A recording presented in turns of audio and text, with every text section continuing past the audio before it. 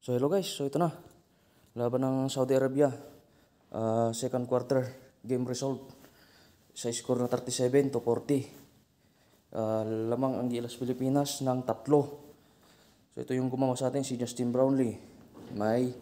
Mayroon siyang 10 points, 4 assists. Sumunod si AG Edu, 8 points, 7 rebounds, 2 assists. Sunod si Kevin Kiambao, 11 points, 1 rebounds. Dwight Ramos, 6 points, 5 rebounds, 1 assist. Scottie Thompson, 14 points, 2 points, 6 rebounds, saka 3 assists pala. So yan naman sa iba, si Japit Aguilar, parang si Carl Binuktanan din naglaro to eh.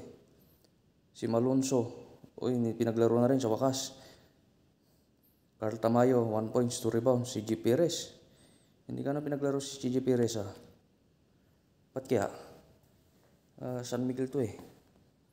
So ito naman yung mga sa kalaban si Muhammad Ali Abdur. Sila yung tumala. Yan Malakas-lakas na rin talaga tong Saudi Arabia ngayon. Hindi na rin basta-basta. So yan lang guys. Maraming salamat guys.